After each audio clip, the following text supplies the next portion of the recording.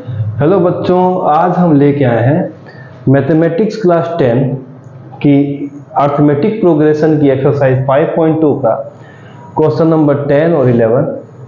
Arithmetic progression के question 10 और 11 पे हम लोग आज ये सीखने वाले हैं कि कोई भी टर्म अगर आपको दी हो, एक्सीड कर जाए या तो फिर वो मोर देन हो, तो उस क्वेश्चन को कैसे सोल्व करते हैं। आज ये कंप्लीट यहाँ पर हम लेक्चर लेने वाले हैं। तो चलिए क्वेश्चन नंबर 10 से शुरू करते हैं। सबसे पहला क्वेश्चन नंबर 10 ये बोलता है कि the 17th term of an AP exceeds its 10th term by 7। मतलब अगर आपको A17 लिखना है, A17 मतलब टर्म ही होती है, 17 टर्म नंबर। अगर हम इसको बराबर करना चाहते हैं A10 के, तो बोला A17 जो है वो उसकी A10th टर्म से 7 ज्यादा हो गई है।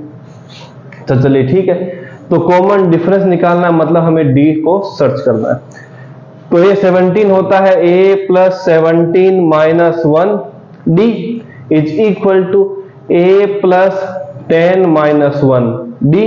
A से A कैंसिल हो गया क्योंकि दोनों क्या थे, प्लस में थे, इधर प्लस में था। इक्वल के अगर लेफ्ट और राइट में दोनों साइन एक जैसे हो जाए किसी नंबर के, तो कट कर देते हैं, एक जैसे होने चाहिए, चाहे दोनों माइनस के हो चाहे दोनों प्लस के हो। तो यहां पर हो गया 17 माइनस 1 16D, यहां हो गया 10 माइनस 1 9D। एक चीज मिसिंग चल रही है, वो था प्लस का 7। मैं यहां पर प्लस 7 और लिख देता हूं। D को एक तरफ 16D माइनस 9D किसके इक्वल आएगा, 7 के।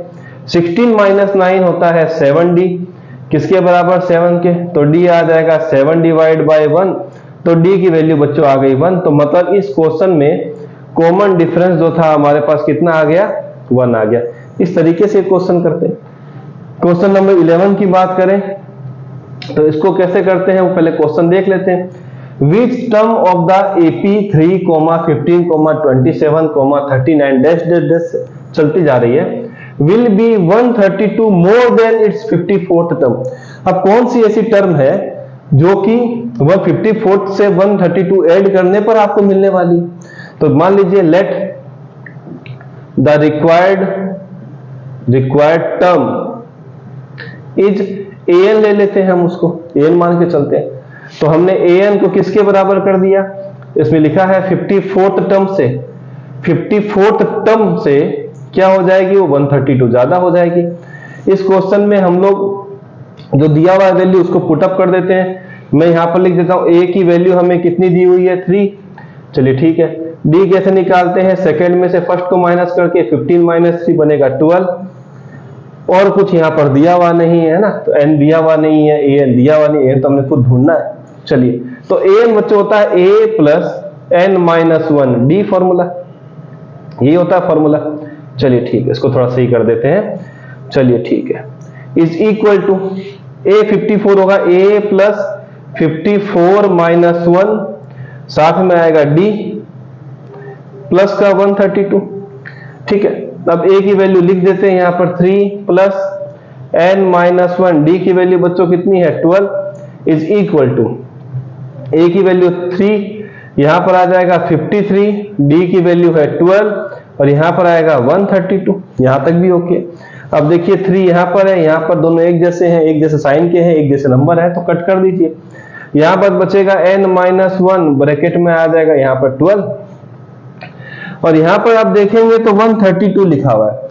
और हमें पता है कि 132 जो है वो क्या होता है बच्चों, 11 इंटू 12 होता है। यहां भी 12 दिख रहा है, यहां भी पहले मैं इसको लिख के छोड़ देता हूं, 53 मल्टीपल 12 प्लस 132। अब 132 क्या होता है, 11 12। चलिए 11 इंटू 12, तो n माइनस 1 ब्रैकेट में लिखा 12, यहां 12 कॉमन ले लेता हूं, तो क्या बचेगा, एक तो 53 और एक बार 12 बाहर लेने पर बचेगा इसका 132 का 11। तो यहां देखेंगे 12 और यहां भी 12 मल्टीपल है, ये भी कट जाएगा। तो बचेगा n माइनस 1 किसके बराबर, 53 प्लस 11, ये आएगा 64। तो हम n को उधर भेजते हैं, तो n equal to 64 plus 1, n equal to कितना आ जाएगा बच्चों, 65। तो हम बोल सकते हैं कि 65th नंबर टर्म जो है वो क्या होगी, 132 ज्यादा होगी 54th टर्म से। तो इस तरीके से आप क्वेश्चन को सॉल्व करेंगे। 65th नंबर इसका आंसर आया। तो इस तरीके से ये क्वेश्चन को करेंगे। मिलते हैं नेक्स्ट वीडियो में।